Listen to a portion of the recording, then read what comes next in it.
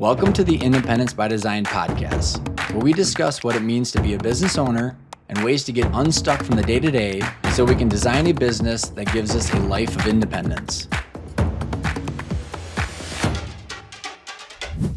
All right, Jean. Yep. So everybody that's listening to this probably saw us post on LinkedIn that I was an idiot, and it was number two out of 450 times.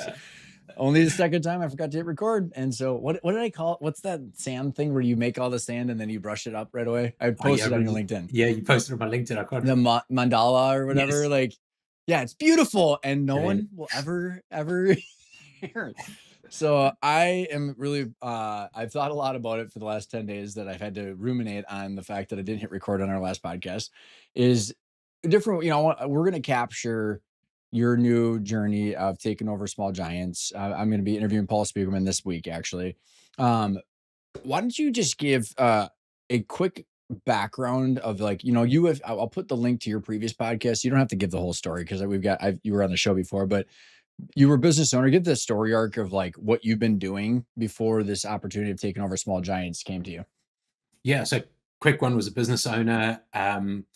I lent on the Small Giants community to help me through some very difficult stages in the business. So it was this great group of folks in my, what we called back then, passport group. So effectively a peer group. Lent on those folks, and they helped me through ultimately exiting my business and kind of improving the value of the business. But what I think for me was wanting to give something back to the community. That's been the key thing, is being able to give something back to all the great people, to all the business owners who are members of this community. And Paul got to that stage where he was ready to pass on the torch. And we had a conversation, and he said, "John, would you be interested in taking the torch?"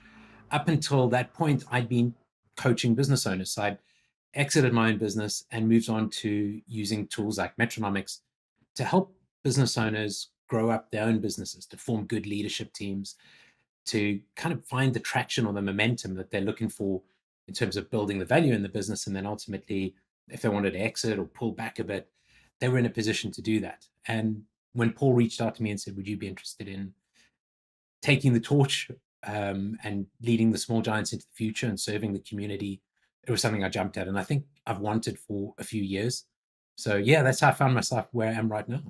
It's awesome, and I appreciate that because there's so much context there. And because I actually had after our post, a friend of mine, Yanni, was like, "Hey, I've been talking about that Small Giants, and I've been looking at." So like, even from our post back and forth, there was some awareness, and I couldn't think of a better person to take over, because like even when I met you at the conference in 2023, like you just there's this ethos, and I want to kind of cover like what the Small Giants community is and where you're thinking of taking it.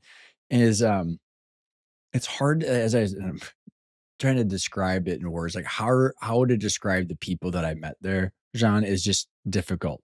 Because it's just you and Tracy, Eric Rieger, Tom Walter, and Bo and Paul, and like Rob Dubay, and you start going through it, and these are all just like immediately apparent good people that I built good relationships right off the bat. And it's hard to describe to someone that kind of what makes that in Small Giants compared to other peer groups. And I don't know where you want to start with that, because you've been so involved since 2011 was like the first kind of conference in Constance in Germany. Bo wrote the book in 2005. I came in 2011. And I think what stood out for me that first conference was I was in the bar with my wife, and Jack Stack walked in. I didn't know it was Jack. And he, "Hey, how you doing?" And he kind of, "Can I buy you both a drink?" And it was the first day of the conference, knew nothing about Jack.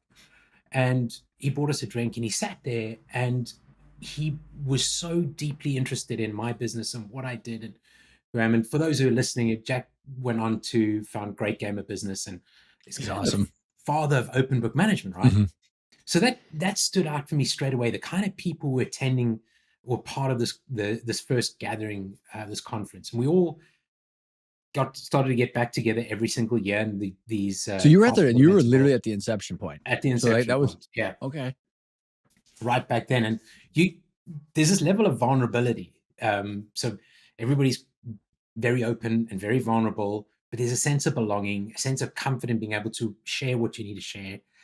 And as Bo put it, there's kind of a mojo. This he talked about it in terms of the business you walk into, but I think when you walk into a Small Giants community event, there's also this mojo, the business equivalent of charisma, where you come in and you feel that energy, you feel that people really deeply care. Just the past few weeks, I'm traveling to Chicago to do some events up there, and I get emails from folks like Tom Walter. Hey, hey, Jean, yeah, feel free to please use one of my cars. Don't rent one. There's this one or this one. And he sent me the photographs. And then a few days later, Jean, make tasty catering your home base. We'll move people out of the office or whatever. Make sure you're comfortable here. So it's this kind of level of feeling, of care in this community. And that's something different from most. It is so different. And on the previous podcast that was not recorded, you had said, yeah, so I'm gonna be cheating a little bit because I kind of have an idea of where we're gonna go with the conversation. Is this rebellious? And I want you to kind of talk about that, but like, let me comment on what you said first because I validate what I can validate what you just said because I have walked into close to 60 some Vistage groups, been a part of EO. I've worked with 3 or 4 other different peer groups, all of them great in their own right. Like I don't everything's got their own flavor, but the way I think about this, John, is it's like I was kind of transient in high school and college where like I like to be a part of a lot of different groups of friends. And it's kind of very interesting, kind of like that's kind of how I am today with my role. And every group of friend has their own character. Every company has their own character and style and culture, whatever you want to call culture. But like when I walked into Small Giants, it was like this, it is everything that you said, where you're just, I mean, like at least a dozen people that I'm like, I could text them up and they're like amazing people. But like what I would say is like lack of ego, do hard shit, care about their people, and are okay doing what they think is right, even though if it's not again, even though if it's not part of the norm. And so like I don't know, that's my own words to it, but like it's so when I think about Small Giants, I'm curious, like, what expand on that rebellious and then the people first and some of the things that you have seen that have finally kind of been articulated. Yeah, so that was good point. People always first, and there's this. Bo kind of described one of the characteristics of Small Giants is that they don't always follow the typical kind of the way it's done or the grain. So you take Zingerman's, for example. Zingerman's Deli was part of the genesis of the Small Giants, and instead of opening up Zingerman's delis across the whole US, uh, Paul and Ari decided to focus on Ann Arbor, Michigan. And when I believe there was an accident with a bread truck running between Ann Arbor and Detroit, they decided to find somebody to bake the bread in Detroit. And ultimately, in Ann Arbor, and ultimately what came out of that was a family of businesses. So this business model that is very different. And instead of kind of going out there and trying to make as much money through franchising, instead what they did was created the Zingerman's family of businesses, or Zingerman's community of businesses, where there's a key partner involved who's got a passion about whether it's making gelato or coffee or bread or baking or whatever it is, and building these sort of small businesses around that. And I think business models are one of the things. Ownership's another. There's so many different ways of structuring ownership within the Small Giants community. 2 of the Small Giants, Textamall and Zingerman's, have gone the EOT route rather than the ESOP route.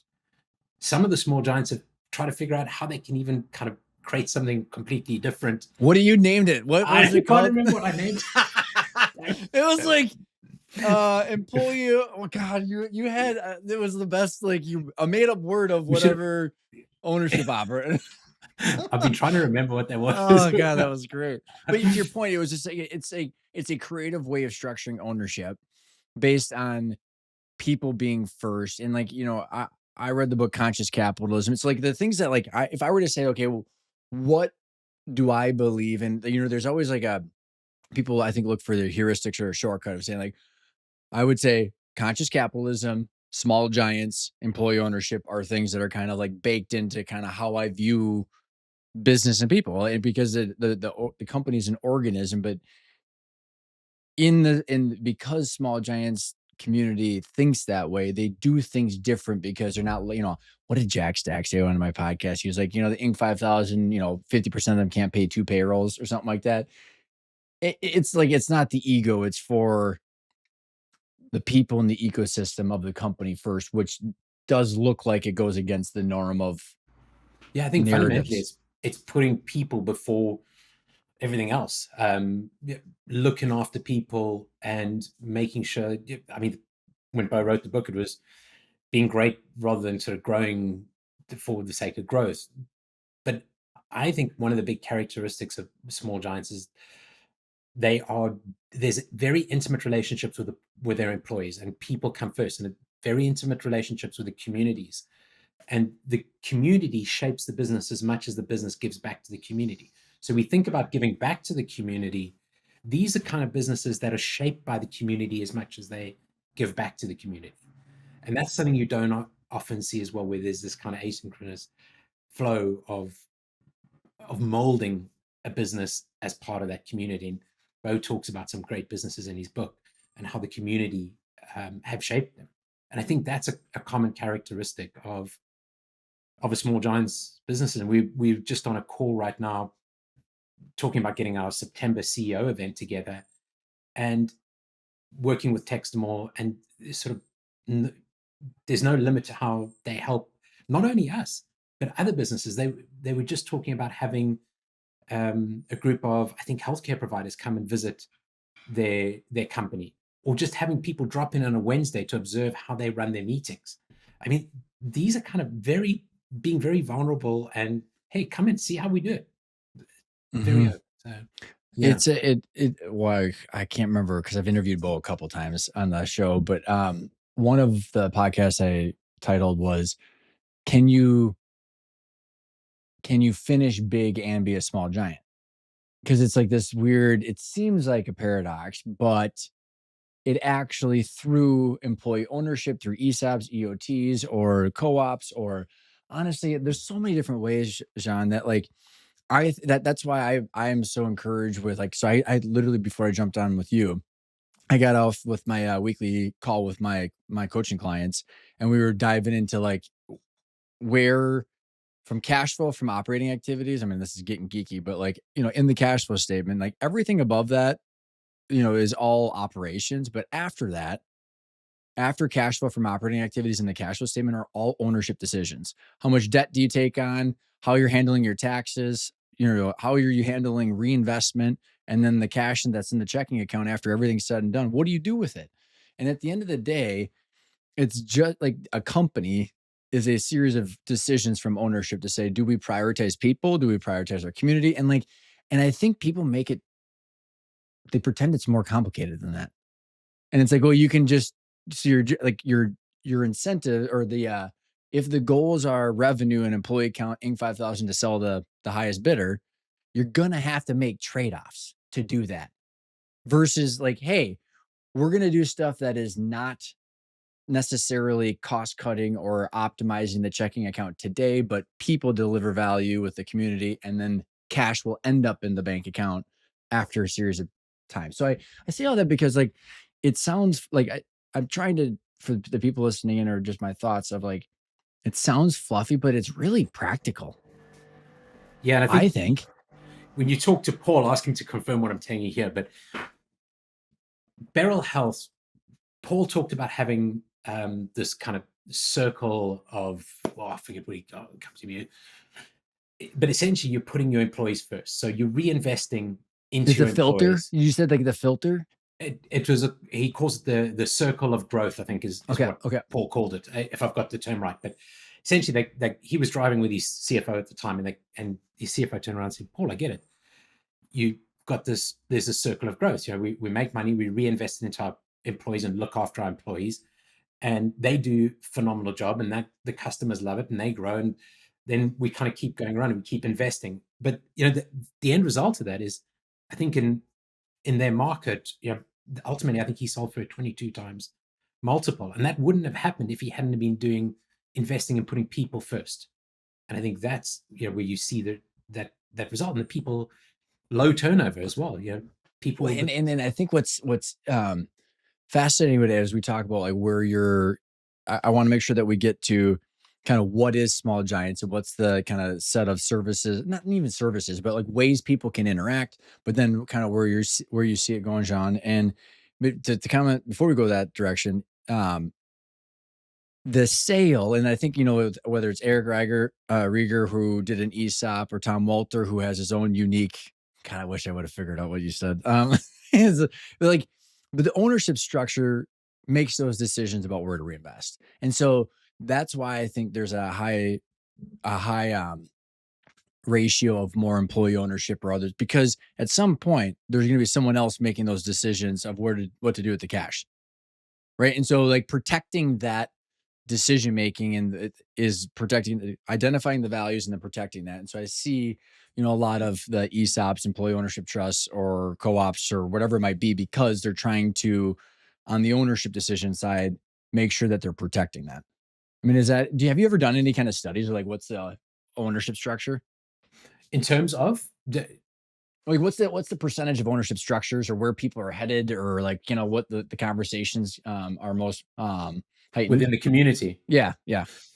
I feel like the ultimate goal in most cases. So I did a podcast with oh, sorry, I've just gone blank as well. I did a podcast last week or a Did he week ago record with, it? yeah, with Atomic Object. So,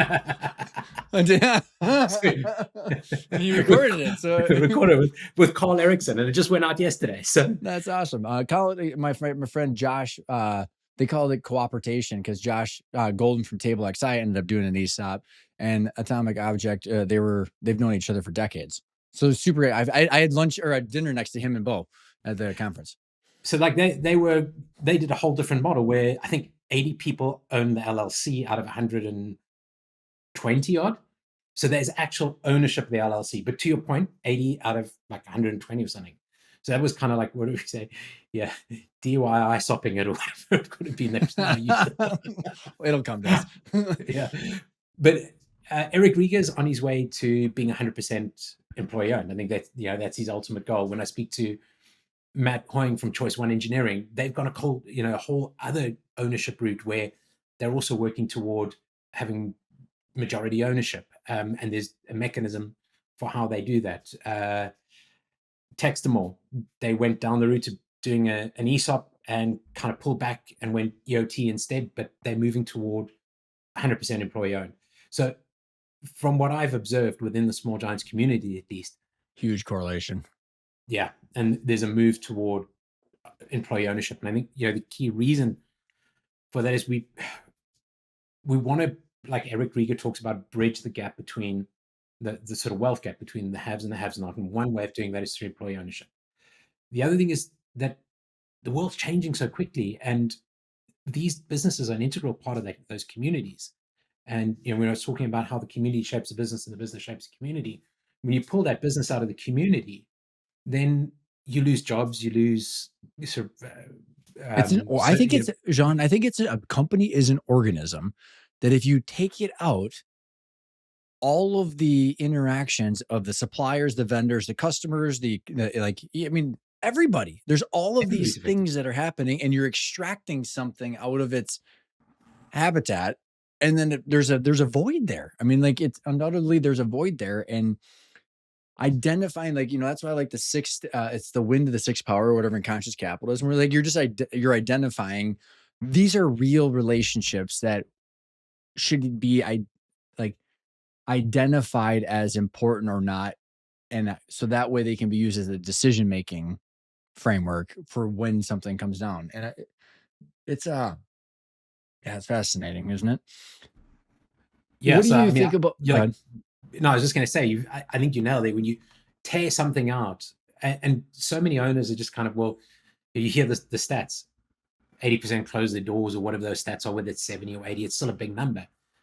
And when you close those doors, like you said, you're just ripping something out of the community that is there's kind of a void there now. All those suppliers, Which I also think is why Bo talks about the identity too, because it's not just the community, but the identity of the founder. It's a reflection of all of their decisions over decades, right? So there's the identity plus the community, and then there's cash flow and there's wealth. I mean, there's all this stuff interconnected to this. And what does Tom Walter call it? Entangled is the name of his book. Yeah, entangled and employees. And yeah, How so does I this see this trend toward more and more employee ownership inside the small giants.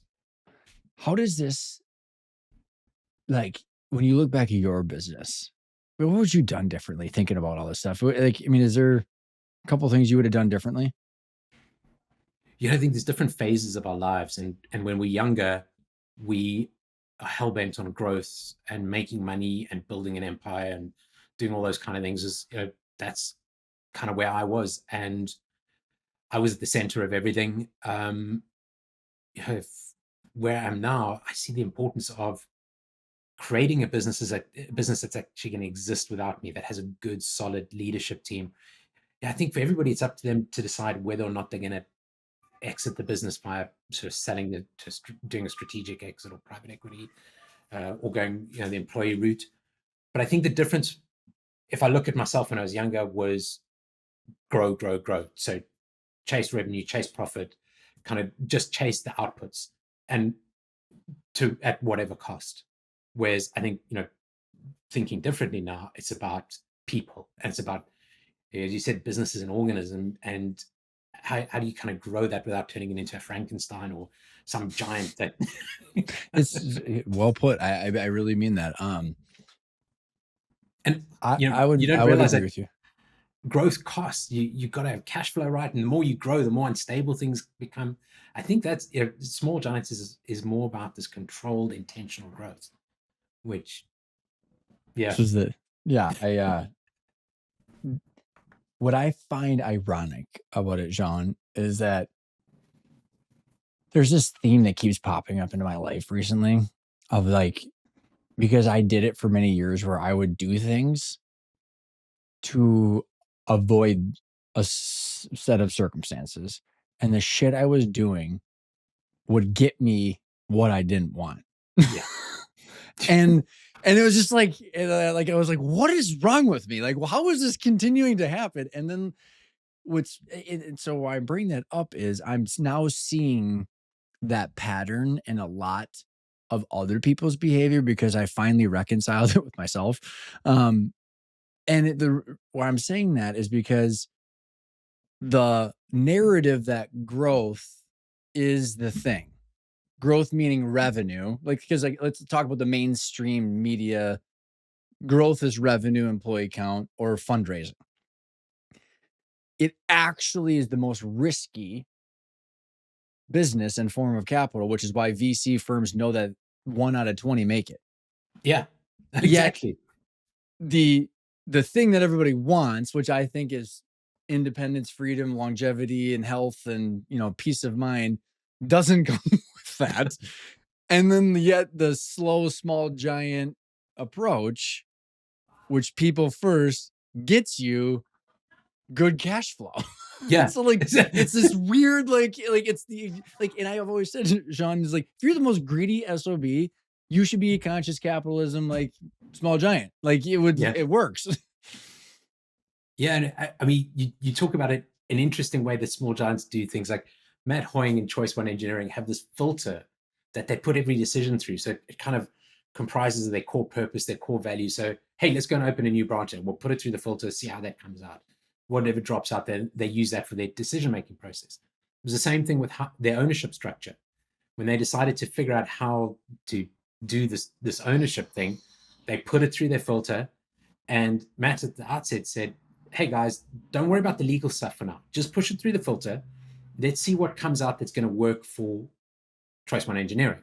Then we can deal with the legal stuff. It took them a year to figure that out, to figure out how to do it. And they've kind of got this hybrid model still. And the jury's out, it's a few years in, but let's kind of see how it works. And I think, again, that's that small giants way. We don't have to follow the way everybody else is doing it.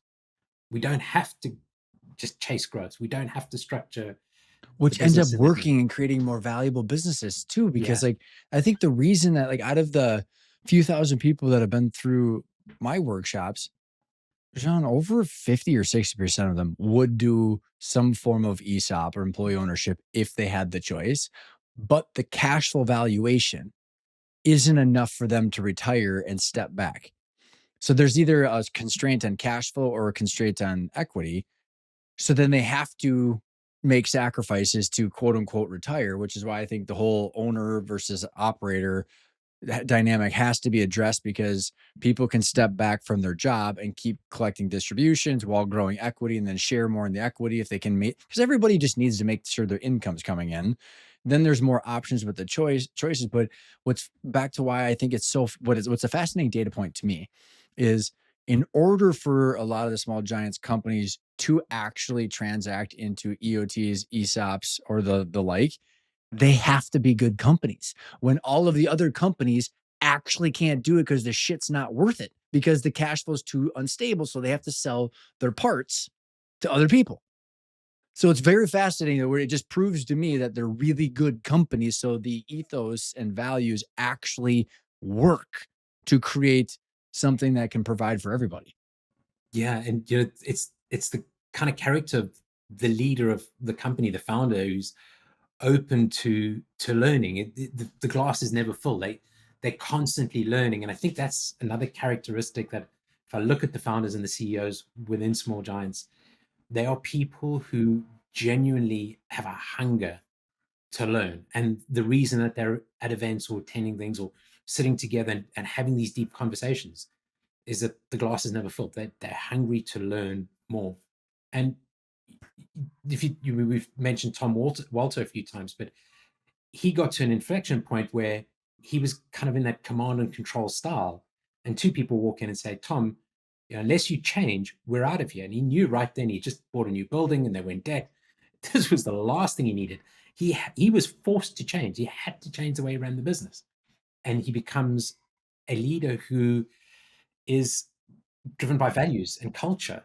And he said, Jean, when I just started to focus on the values and the culture in the business, all the outputs came, the revenue came, the profit came. They went from 3 million at the time with a lot of debt to a group of companies now who had 75 odd million in revenue and grown a great business. But he's focused on building this phenomenal culture and that's driven by values. And during COVID, he said to me, I've got 60 CEOs out on the road thinking about how to fix my business and what we need to do. It's like, how many businesses out there have that?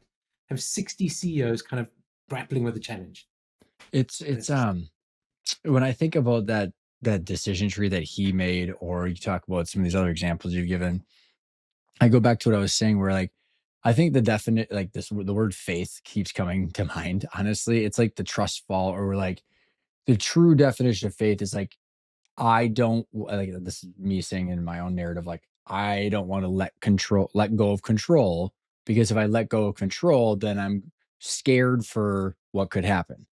Yet in the actual process of letting go, the abundance comes back so much more, that like I have been in the various aspects of my life, John, just like continuously proven this. But that act of letting go is really hard. And I think like that right there is why it's so important to be around other owners, like small giants leaders, going like, I've done it. It worked. Here's how I did it. And so like, you're not just sitting in the room by yourself where everything's on your shoulders. You're going, because at the end of the day, I really think it's just letting go and saying, okay, because focusing on values versus making the decision on the ERP system or the next hire are just different. Like, and it's hard. It's scary, I think. And I mean, this is the work you do, right? Is like working with owners to go from that own operator kind of mindset to opening your mind up and, having that desire and the willingness to evolve and to change. And with that, like letting go. I mean, I don't know if we talked about these examples last time, but Who would know? I was thinking of Connie. Connie was a brilliant example. I can't remember if it was the same conference. I think they spoke at the same one. She owns Consuela, and she talked about having this armor on, and when she removed the armor and brought in a COO, they went from banging their heads against 3 million in revenue to like 46 million in the That's space of a few crazy. Yeah, years. that's crazy. I mean, it's exactly. She was so scared of letting go of control. Mhm. With Elizabeth Glassbrenner, they went from banging their head against kind of under the 5 million mark under her brother, who was a brilliant person in getting the business through the startup phase.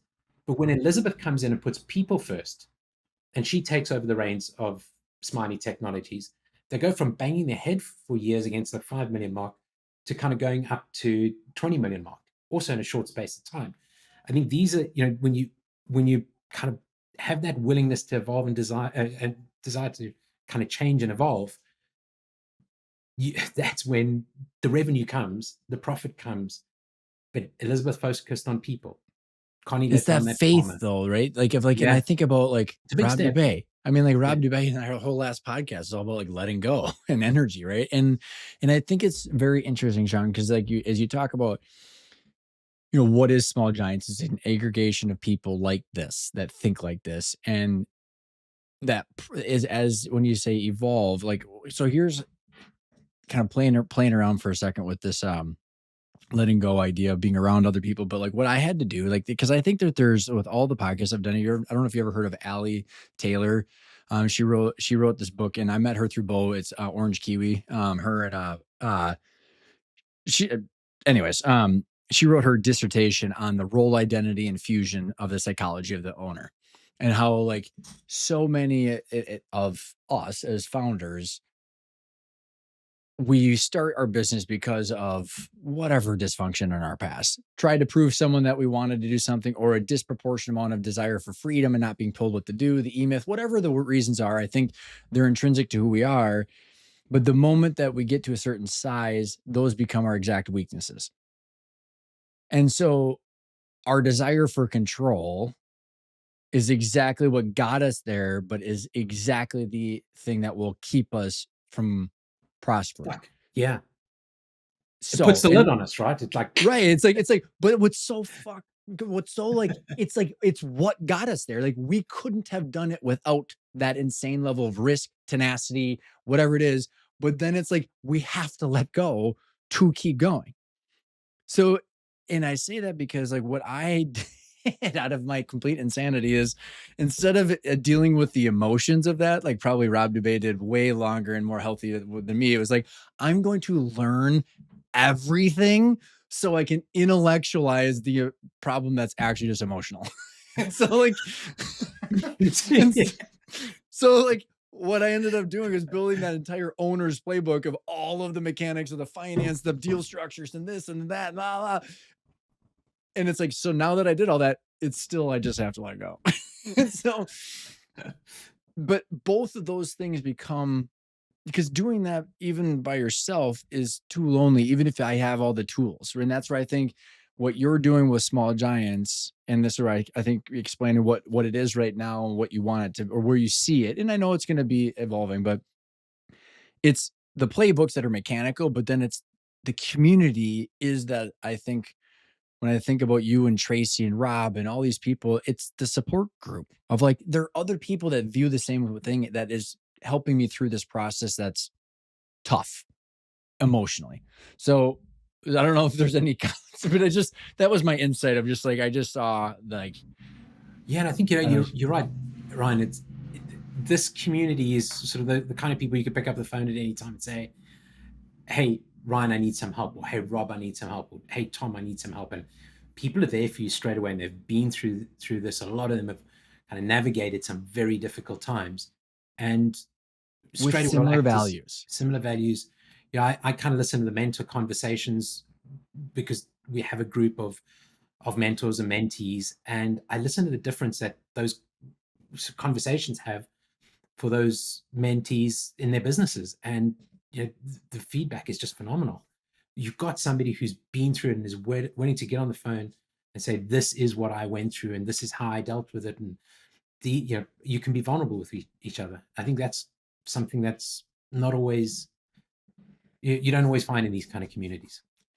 It, I agree. And here's why I think that's the case is because like if with Paul and Bo being the founders, and then that original OG group, it's like, cuz like, well, like if I've been in another peer group, I'm like, well, I don't necessarily want other people's advice on the really complicated shit. It's like I'm going to call up Bob and ask him like, did you go with NetSuite or Sage? Yeah. You know what I mean? Like because that could be valuable, but like when I'm looking at intrinsic personal decisions that where my values as an owner become sell like this or don't sell like this, overpay my people versus not. You know, like there are like the things that actually fall off of the like it's really like it's a cash decision with your values. There's not a lot of like you can call people up in these peer groups, but there's not a consistent level of values and quality of people. It's more like I found two people in my group that I know I'm on the same page with the values. And so I'll call them up on the value questions and I'll call up Sally about, my finance question or something like that. So it's like a fragmented experience instead of a one that's like, hey, you understand the whole picture. Yeah, I think you nail it there. There's the consistent kind of focus on values, and there's a consistent put people first. It's about our people and making so the decisions that we make are always kind of like how are we doing the best Mhm. for people and how our values guiding us in making those decisions. And yeah, and that's why so many of these companies have been around for so long and doing so well. What what so there's the conference, and again, you and I have talked like because small giants maybe like how did it start? And I'll get into some of this with Paul, but like what there was that inception, where you talk about you were sitting there with Jack at the bar. What was it a movement from the book, and then there's the conference? Are there you got your leadership? Well, how can people engage with small giants now, and what are some of the ideas you have on the docket?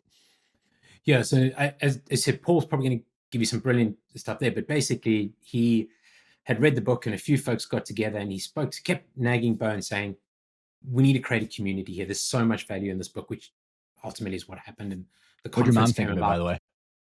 She's still moving through it. I've got to get it onto the audio one. Eric Rieger said, "Get your mom." So those are listening. My 81-year-old mother is reading Bo's book, and she's having to find the right light and hold the magnifying glass. And she said, "Can't Bo write this in bigger letters?" I need So I to said, see "Mom, what we'll put John's you on going to the be audio." doing. What's he up to? So she's making her way through it every day, and There you go. it's just amazing how many companies he interviewed, and she's for somebody who's 81 and what you're used to in terms of the way companies are structured and things work and having a bunch of entrepreneurs in the house, it's like this is really interesting. I can't believe he That's interviewed all cool. these companies That's and cool. what these companies are all about. But yeah, so going back to the book is one of the key uh, sort of pillars of the community and the work that Bo and Paul did in setting up the community. And then as sort of time went by, we had these passport events, which were roundtables. We went behind the scenes, pulled back the curtain in a business, and just looked at how that business was being run and how they were dealing with some of those challenges. So we'd kind of go into Zingerman's and we found out that I think they were tasting the gelato to make sure that it was above 8. If it wasn't above 8, they would scrap the whole batch and remake it. So you're looking at like I same want that thing with the job. bread and everything else. Like in the morning or once a week, get in, taste the gelato. You know, is it the kind of product that we want to be putting out? So it's a kind of great game of business stuff, open book and using school. Mhm. See the same thing in tasty catering. So we were doing these passport events, going behind the scenes, experiencing a business, and then having time together as business owners the next day, sort of thing, where we could discuss some of these challenges. A small group of 10 people. So that was one of the Were you first guys paying programs. it together, or was it like a complete like organic? You all knew each other somehow, or like how like I think Rob Dubé was the first one to pull like one of these groups together, and then a few of them kind of popped up. And before we know it, and Rob, yeah, back then Rob was doing a lot of the organizing until Glenn took over, and I think Paul's wallet was probably supporting a lot of what we were doing. And ultimately, we started paying something because we saw value in it. And then I think Paul wanted to differentiate, and he could talk to you more about this, but he wanted to focus on emerging leaders. Who are the people in the company that are going to help to lead this company into the future? And I think this is so critical, and it ties in everything we've said. Going from owner kind of operator to actually being an owner of a business. Well, you need the people who've grown up in the business, who've kind of learned how to run a business, and in this case, with the sort of small giants thinking in mind. But that became and is still the flagship sort of program in the small giants community is this small giants leadership academy. So every year we take in a cohorts of emerging leaders in a business, and sometimes there's one leader from that business, sometimes it's up to 3 leaders from that business, and we take them through a program. Like right now we just had Claire Liu working with the team on how to have the difficult conversations, like how to sit down with somebody and have that really difficult conversation, whether it's a person above you or below you, and a framework for doing that and doing some role playing around that. So this month has been very focused on having difficult conversations in your Is it a virtual organization. group and like in person or like There's what and how long is it? a bit of a mix. So basically kicks off in January, runs through graduation is coming up for this cohort in September. And the first time they meet is at the summit, which is usually April, May. And then they do uh, some other get-togethers here and there. And then primarily it's all virtual. So everything's done online. And they're in cohorts. So we've got 2 or 3 cohorts a year. And That's that's, yeah, awesome. yeah. So What would you that's the connection. consider what would you consider leaders? Would it be founder, CEO, or like what's your definition of leader? Who's the kind of the archetype of different people that come in? So the key thing here is the emerging leader. So in one company, the person who's just gone through it is moving to the role of COO, into the implementer role of, so they're an Yep, yep, EOS. So yep. she came from kind of having some responsibility in the organization to doing this for a year and moving into the COO role. So these are the folks who you're looking at and you're thinking, okay, they are the future leaders of the business. And when you speak to Paul, I'm sure he'll give you his thoughts on why this was so important. But for me, I think you've got to build that highly cohesive, high performing leadership team, and they've all got to work with the same playbook. And in taking them through the sort of program that we take them through, they are interacting with folks from other organizations. So it's not just this group think of being in the same organization. They're paired up with a buddy through a whole process where they can have those tough conversations and support each other. And we put them into some difficult conversations and difficult situations, but all to grow them up into those key roles that the CEO or founder is going to need um, in their leadership team. So not designed for it's for that emerging leader group. Got it. Um couple of comments is one is that with all of my coaching clients, Jean, the emerging leaders, so there are 3 phases in the framework. The first one is the plan, which is building the owner's plan. Second one is building the valuable business, where they're financials, predictable revenue engine, and then the operations. And then the third phase is elevate from operator to owner. Because like you can't jump straight there. I believe that you have to build this machine, and then the owner's playbook that I've built has to be, it's connecting the owner's desires of the company is from the ownership structure to the operations. The operations should be use EOS, great game of business, metronomics. It doesn't matter, right? But the goals need to drive it. But like I say all this because that third phase of elevating from operator to owner is about the key executive leadership team.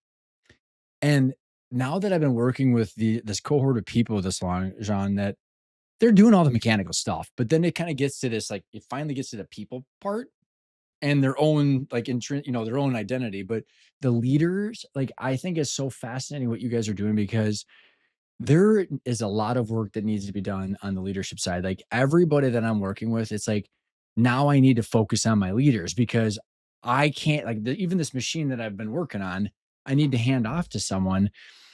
Every 4 boomers that are retiring, there's like one emerging leader.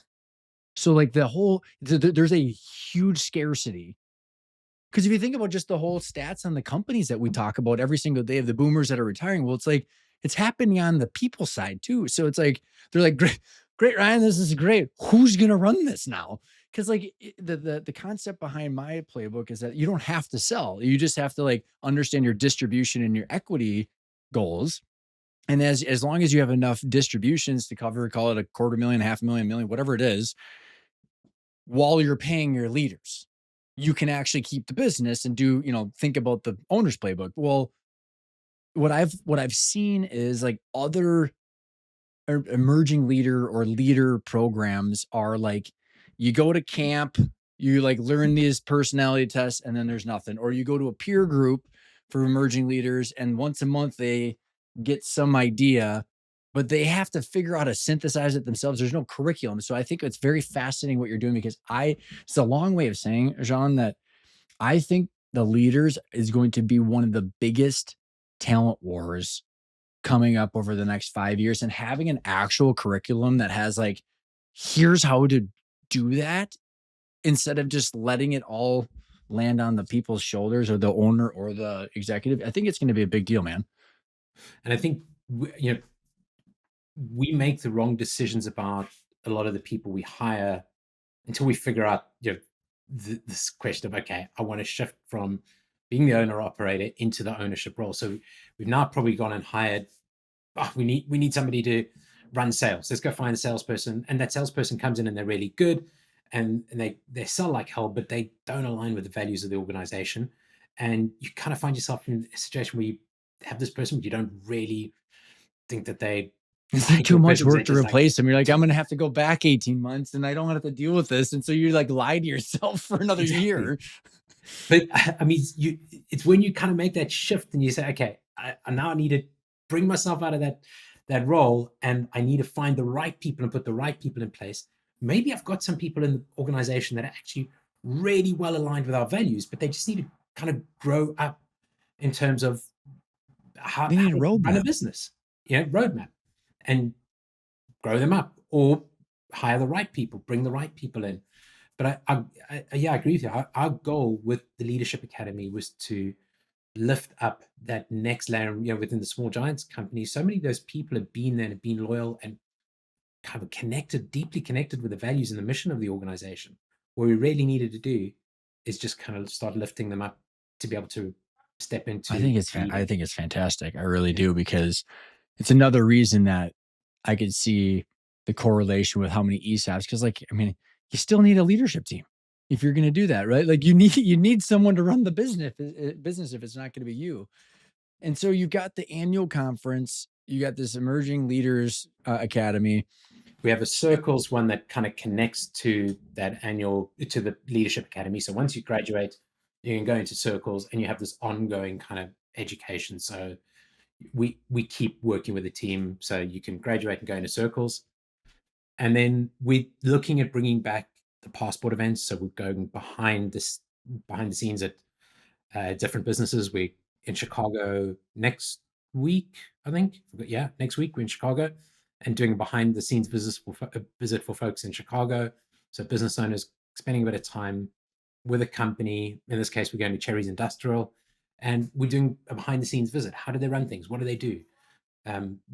What can we learn from each other's as business owners? So we're going to bring back some of those passport events. And I think the other big thing is bringing something back for CEOs and founders. So in being very focused on the emerging leaders, we want to, the emerging leaders come from the CEOs and founders who are coming into this community. So we need to figure out a way of bringing them back into the community. And that's something we're working on right now, because I think at the end of the day, if you're teaching the organization or coaching the organization in a playbook, you need to make sure the whole team's kind of got the same playbook, and we need to be doing that with the CEOs and the leadership teams, and make sure we're all playing from the same playbook. And I think that's where, like, Ryan, the work you're doing with owners and founders in helping them to kind of transition and change their mindset, Working from the boardroom, right? I mean, like, working from boardroom. you don't have to go off into nothingness. I mean, like, being a guide and a mentor and a coach, providing value with your tribal wisdom is super important. And I think this whole retirement thing is just a sham, to be honest. It's like these people, like it. John, I'm curious, like with the people that you're talking to, how many people or you would resonate with this? Like, do you know who Naval is? Have you ever followed? My wife and I watched him on Chris Williams' Modern Wisdom I while we were haven't. on a road I must trip. actually. I must watch Oh, that. Is it okay? gold, dude. Like, and then after we listened to that, we're like, every other podcast, we're like, Naval covered it, Naval covered it, Naval covered it. He's just like a modern day Socrates, but like, it's like this. He has like a lot in there about you want to win the game so you don't have to play the game, so you can do it on your own terms. I mean, the amount of clips that I had from it, it was another one that resonated with me was like how he was talking about his calendar and his time and providing value. And I think that's what we all want. We're like, what I mean, if you could, if you proverbial you or anybody could have more flexibility over their time, and say, well, I want to actually make my income needs. So like if I can predict the income that I'm got coming in from my wealth or from my distributions, and then I can have more flexibility over my time on big decisions. I've got a client, he said, I want big things, Yeah. broken things, and here are the three B's. There's These big are the things, that he wants to work on, the big things, the yeah, that's broken it. He things, goes like and yeah, big things, broken things, and interesting things, or something like yeah. that. And it was like being a decision maker, Jean, doesn't require being on 60 hours a week. And so I say that because if there's some like an owner's play would say, well, what should I be doing? While the operations is over here running EOS, GGOB, and all that kind of stuff. Like, what is that through line? I think that a lot of people like Charlie Munger died like 6 months after doing a board meeting at 99 because he wasn't like hauling bricks, building a foundation of a house. You know what I mean? Like, so I'm curious, like, when you think about the people that you are in the small giants community, like, does that resonate? Do you think that there's some truth to what I'm saying? I mean, like, or is it just the people that I'm talking to, or is there an No, overlap?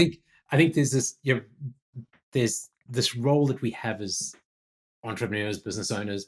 Yeah, I mean, you kind of have your purpose, and I don't think that why that they've got goes away. So they keep being pulled Hmm. toward, you know, the why is probably something along the lines of helping business owners or helping other entrepreneurs. So I think a lot of the older folks in the community who've been around. I mean, I'm 50 now, and I'm, yeah, for me, my core purpose is helping entrepreneurs find freedom.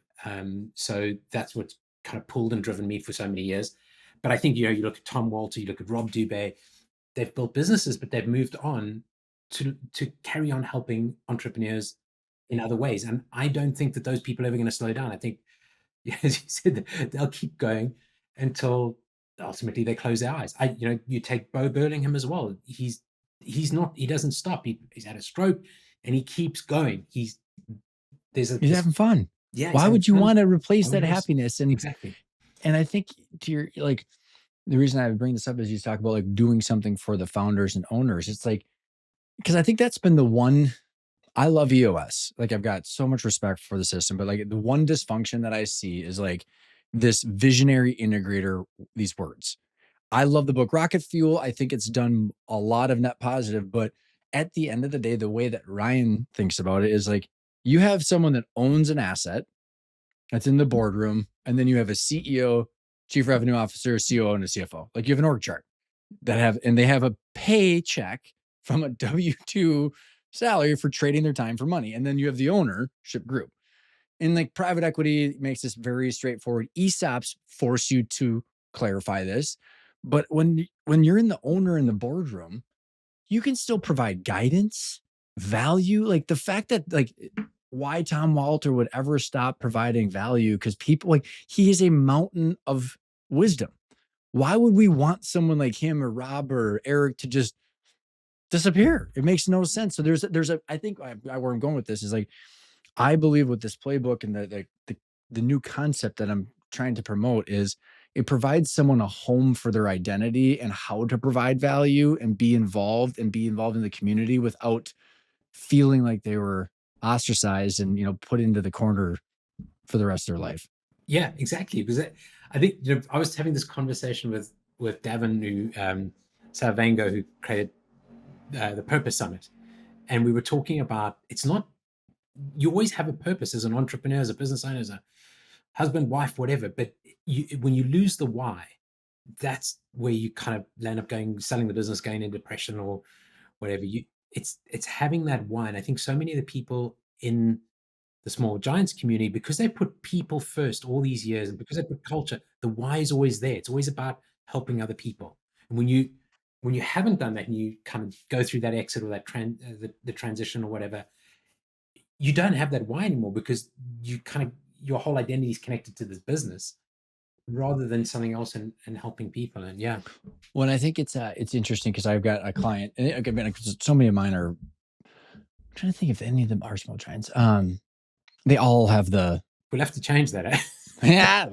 Well, Give that's them what, the book. and that's why I want to as I hear where you're going with this, we like understanding more of the structure behind small giants. I think is going to be important for me and the community because, like I even said over the past.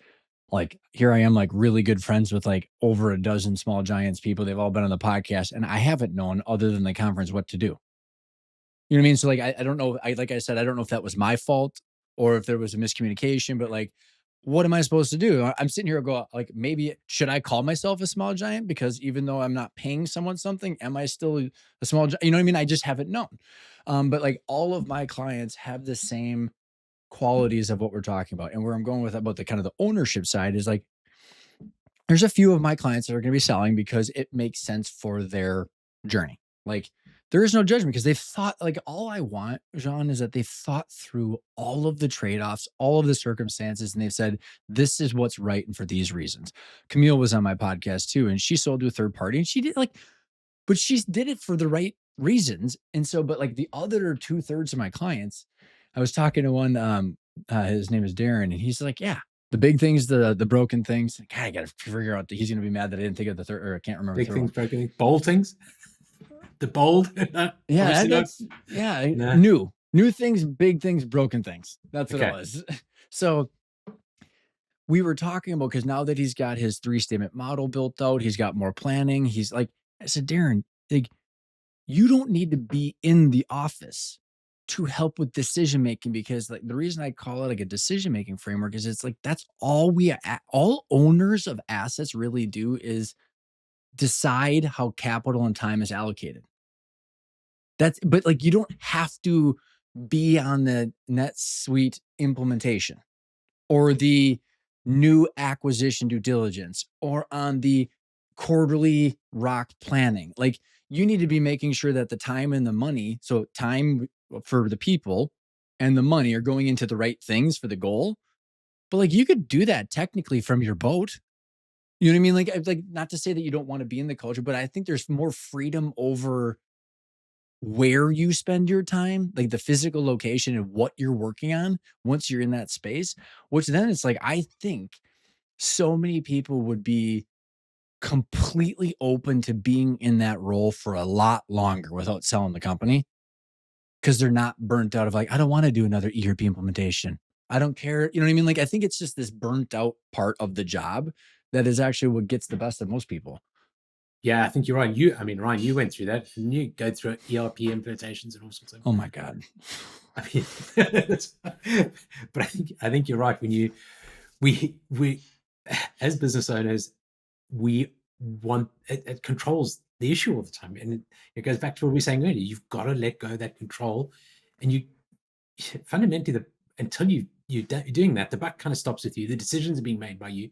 So really, the person who's probably responsible for all the rubbish that's going on is you. And one of the things I did while I was with my mom in South Africa was we watched a few of these Gordon Ramsay Hell's Kitchen thing. Every single time That's it's so the owner, stressful. right? It's the business owner who's got to change. It's either like it's my way or the highway kind of thing, control, in this kitchen or in this business. And I looked at myself, there's so many parallels here. Like every single one of these people is just trying to control everything. When they let go, And things prosper. things prosper. So how is that going with Paul? And like as he's letting go of something that he has created, which is pretty cool. And then where do you want to take it? And what kind of insight is he having with you about like what is he giving you direction? What do you think for the future? Like where do you see things going? So Paul's been phenomenal over the years, not just now in sharing, coaching, and I think in terms of Small Giants, created a phenomenal platform to build on. And I'm very fortunate as well that the team that's in place, Heidi, Katie, Bridget, who you've probably met, cohesive team, great team. I can step back, work from everywhere I need to be, and they just get on with it and gets done. So to what Paul and Hamza put in place, it's just awesome. I think what we want to do is take the lid off a little bit and let the team kind of do some things that they wanted to do for a while. And I guess with everything going on, Paul kind of had kept a little bit of lid and a little bit of focus on them. But I think it's time for us to take some input from the community. So we've been doing that this past month. We've had loads of sessions, loads of conversations with Small Giants, kind of past, present, future. and listening to what the community is looking for. So again, letting the community help shape where we're going in the future. One of those characteristics that Bo had in the book. I'd like to see a more global community. I'd like to do some work on our programming. So kind of extend the reach of the community, both globally and in some of the programming I alluded to, kind of having Structurally. something, strategy for more CEOs and that. So we're going to spend some time on that in a couple of weeks in Grand Rapids. We're going to get everything up on the board with the team and take all of the input that we've had from the community up to now, kind of rethink things a little bit and how we might change and just kind of take some of what the community's been asking for and start testing that. And then I think the other thing that I'm really keen on is Small Giants has always been a place where a business owner could kind of come to learn and find advice and find, like, how do I do this? Where do I go? When I was in the passport group with Rob Dubé and Clint and whoever was What a in my fun group. My yeah, gosh. it was, hey, I'm struggling with this, right? You need to try put EOS in or try GGOB, which we went and did, and that helped us. I think those connections with people like you, Great Game of Business, Ariad Zingerman's Envisioning, and those kind of things, when somebody comes into the community, we want to make sure that they have access to all of these great people around us. Davin, with Purpose Summit, there's so much going on, so many great people on a mission to help business owners. Tracy Beck, all of these folks that come to mind. We want to make sure that we are this kind of place where emerging leaders, CEOs, and founders can kind of find their way to these people. I think that networking effect between all of us is you sort of build it together through collaboration. We help business owners. You're synthesizing stuff for people, yeah. right? Yeah. So are you going to be coaching and doing the metronomic stuff in parallel to this, or is this like full time? This is going to be full time. So, and I love the metronomics community. I love the work that Shannon's done. But I did have a conversation with her on about the 1st of June and said, Shannon, this opportunity's come up and I'm going to kind of grab it with both hands. Yeah, I'm doing it. It's something that I'm going to be looking at doing for the next 10, 15 years. I want to kind of make a mark on the community that is thinking about it in terms of how we create something that endures for many, many years beyond me. So, my contribution from the foundation that Paul Hemson have laid is how do we kind of put the parts of the house up that are going to help us to build something that'll endure for many, many years beyond me. But I'd also like to bring some, Shannon's thinking into the mix. I think the metronomics approach that she has is kind of more of a framework and open, and like, what is she plugging in next is also doing a whole lot of work.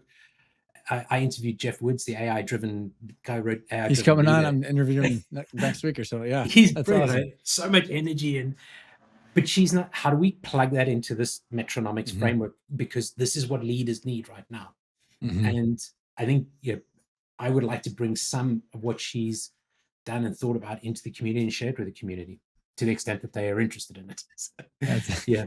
Well, I can only imagine she is, because she, like, it sounds very much like, after interviewing Shannon, that kind of like Small Giants, where it grew organically versus forced. And like, honestly, Jean, I'm trying to do that. Like back to the whole control thing. I'm watching and saying, like, listening to the marketplace is so important. So like, back to she seems open to that because of why she's doing this. Is it just, the community wanted it? But I also think, be food for thought, Jean, as you and the team are sitting down, like, what I have found fascinating of a opportunity and challenge for people like Vistage or EO or other peer groups or other communities is, like, there's all of this stuff out there, but how does it all fit together? And I think, like, it's almost like, I don't know how to describe it, man. We're like on the ownership side, that's the part of the market that I tried to tackle, just from synthesizing, saying, I'm not scaling coaches or any of that stuff. Like, so all the service providers have to still implement all this stuff, but like, here's how this and that, like, whether it's valuations and finance and ownership structures fit together in the ownership goals. Like, so there's kind of like a synthesized version of it, but like and then there you have operating systems, metronomics, GGOB, EOS. Like, because like as emerging leaders, I see like people go like, what is all of this stuff? And Exactly. like Yeah. Purpose Summit, I don't even know what that is, but it sounds Yeah. cool. But is there a book? Is there a system? Do I have to like, and then I interviewed like a bunch of people on the podcast. That there's a guy, Bill Mills, that you should interview, the Yes. leadership Okay. process.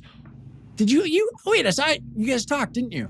He was on your podcast, Yeah. wasn't Yeah. he? Yeah. Yeah. Yeah. Yeah. Yeah. So Bill's Yeah. here in Minnesota. How did Yeah. you guys get connected, by the way? I saw that. I was like, that's I don't know. I might have listened to your podcast and heard Bill like a while ago, and so I've got to have a conversation with Bill.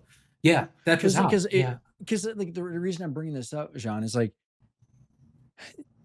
for like the small giants, and I and again, just putting this into the inventory of many things that you have to discuss is like, what is the framework for synthesizing this stuff so it makes sense how it fits together for people, but also being open to saying like you can do EOS or GGOB or metronomics. So like I don't know the answer to this at all. So like I am not pushing or projecting anything, but I think like the interesting challenge is to show people that there is like, let me say it a different way, because I'm a systems thinker. So like back to like, like both of our kind of like tech backgrounds, like when you look at a network, you have to have antivirus, you have to have backup, you have to have a firewall, you have to have a server, you have to like, but like, do I give a shit what kind of antivirus you have? Nope. Do I care what kind of backup you have? Nope. But like the way the system works is you have to have that component. And so like there's like on the ownership side, that's kind of how I approach the playbooks. And like I don't care. Like you can trade these in and out, but you can't stop having antivirus. Like once we did a network assessment for a hospital that just didn't have antivirus. I'm like, there's this thing called HIPAA, like kind of a big deal.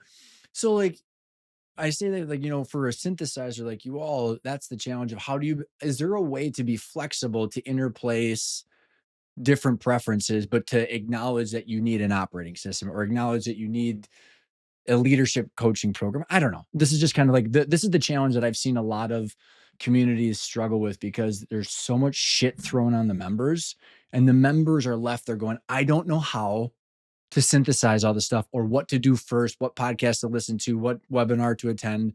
It just becomes daunting. That's one of the challenges I've seen anyways. Yeah, I agree with you. I mean, we just had this call literally a couple of hours ago where we're talking about the content plan for the next few months, and we're talking about writing about operating systems, and we're talking about writing about ownership systems. So you're going from EOT, ESOP, kind of however you decide to be owned, to using these systems, and in the discussion saying, God, we have to make this simple enough for people to understand. So even just in terms of the content we're creating, making sure that this is something that is easily digestible, because you're right. I mean, at the end of the day, you can plug in most of these systems, whether it's metronomics or EOS or whatever, kind of have very similar sources. They're all being pulled from, GGOB is part of metronomics in a way, the way that we do certain things there, and Patrick Lencioni and Jim Collins, and all of that stuff is just coming up into these systems. And you could sort of start with EOS, pull that out. Once a client has gone through EOS, they know how to execute. So then you kind of coming in with metronomics, you take them to what's your flavor that you like that's on top of it, and what are the different variations and things that you enjoy? Yeah. I don't know what the solution is, Jean. I just But think how do you that like demystify it all? Yeah. right. And like, I mean, back to like I think it's a system. Like a company is a system. And then it's like, how do you just say like you need antivirus? I don't care what you use. You know what I mean? But like, what are the different flavor variations? So, is there a scale of intensity of antiviruses? And there's a brand scale too. So there's probably a couple X and Y axis. But I think what the more, outside of that, like what I think is really fascinating is that then just the small giants community and the values and everything like that, there's a gravitational pull towards similar things and similar conversations, so that like you're shortcutting all of that really complicated stuff to say, okay, like there's going to be a few options. What did you do and why? Because you've got the same values as me. And so like I think it's really fun, man. I mean, it's so still annual conferences, emerging leader, maybe some founder owner things, global Yeah. network. I mean, we've we're getting ready for 2026 now, so it's kind of running up to 2026 conference, and I think today's the last day for early bird. But we've had we kind of set our goals and our targets, and we've had more signups for this conference in June than we've ever had. So it's super exciting, and yeah, I don't know. I think we must be doing something right on that. So 2026 is in Detroit this year still. So the conference is still on. Our leadership program starts again resets again in January, and we're taking applications now. We have the Circle program, which extends that core kind of Small Giants Leadership Academy, and then we do. We're talking about people like Tom Walter and those folks. We have a mentoring sounding board program where young leaders or business owners can come in and take a mentor and work with a mentor on those difficult challenges. And I think that's invaluable as well. I'll have to make sure I put the emerging leaders link in the show notes, because I know a lot of my clients, like, that this is going to be one of the bigger things that they're going to tackle, is how to transfer the values, the knowledge, level up their leaders, because leveling the people up from internal is going to be this was something Paul saw as critical. I think having run a business and grown a business that he did ultimately do a strategic exit on for, I reckon it must be somewhere near 100 million. I don't know what the end result was. pretty decent. Pretty decent, yeah. A pretty decent exit. He, I think, saw how important leadership is and bringing leadership up. And I think the thinking was that rather than trying to compete with all the other Vistages and all those folks out there, let's focus on the next generation of leader, because they're the ones who are going to help the business owner to take the whole business to the next level. And I think there's some real wisdom there from Paul. I would agree with that. This has been fun, man. I don't know what we have or haven't covered, because I got 2 podcasts now with you that are blending together. Anything that you think we're missing? As 2 recorded ones, 1 unrecorded.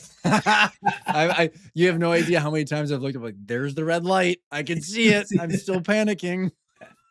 It was right about now. I'm just like, oh no. Oh, good laugh. You were a good spirit about it. I think